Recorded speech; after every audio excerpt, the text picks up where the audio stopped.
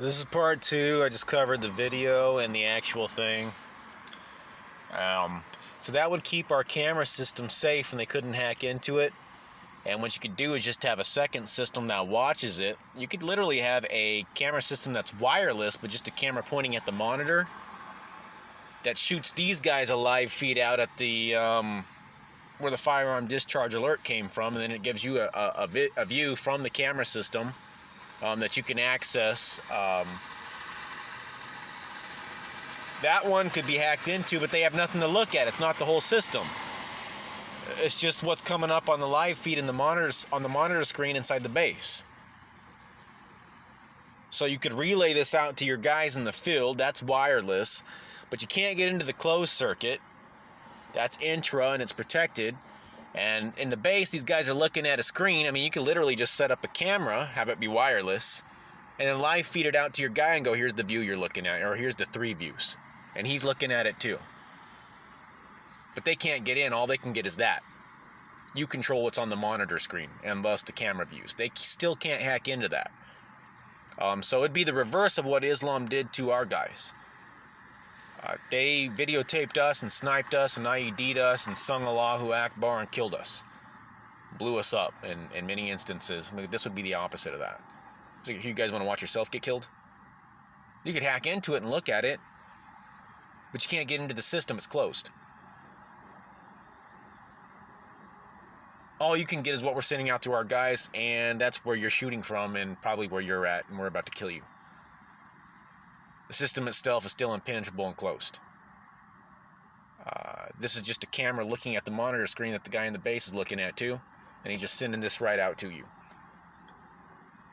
And he controls what's on the screen so he can show it to you. What else do you want to see? This one over here? Yeah, the one to the west. And you can just click on that, and he gets a live feed of this, but it's not connected to the camera system itself. It's pretty much just sending out to you what this guy's looking at. That's security and protection. You can't hack into the system. This guy can send it to you. And you can ask or request for a different view or what you want to look at or where this is coming from, and he can send you out a few shots. This would be great. You know, that's one way to do it, and it keeps it impenetrable. There are some other ways that you could think up of, but we have an electronic hacking problem. Privacy invasions, not only in our own country, but overseas when we're fighting wars now. They can hack into some of our military stuff, can't they? This would keep it closed circuit, intra, underground bases with commanders, and then we'd have something there that, I mean, as long as they couldn't shut it down, they could just intercept some stuff. All they could do is intercept it and look at it. We can see what they're looking at, and that's it. We can't get into the system. Here's what they're relaying to each other. The system itself is still hardened. So this would be great. I mean, this is just dealing with, this is rudimentary, very elementary. This isn't extremely high tech. It's just smart. You know, it's kind of like me having a hardened cell phone. Like, we'll just use our imagination. You can't hack into my cell phone. It's hardened. But I have another cell phone. And I can show you what I'm looking at through that, and somebody could hack into that and go, what's he looking at? What's he sending to that guy? But the cell phone that this other cell phone's looking at,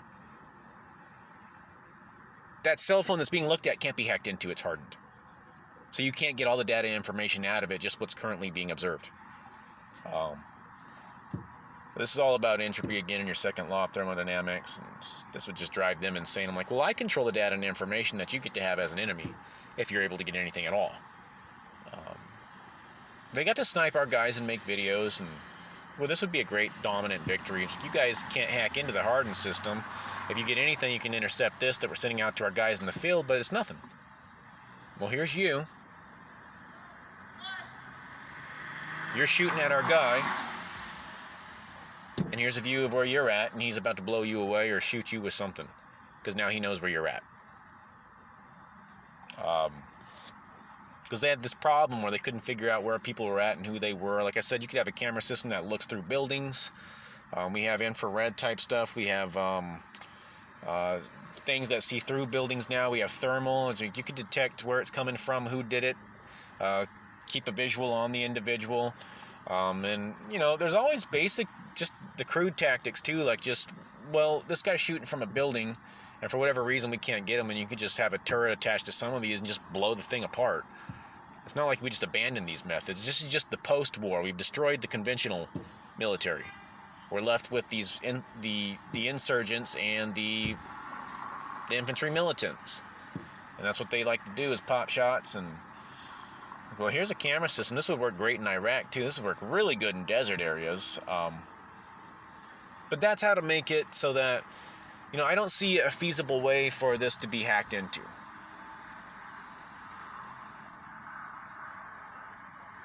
It's secure, and all it has is a relay.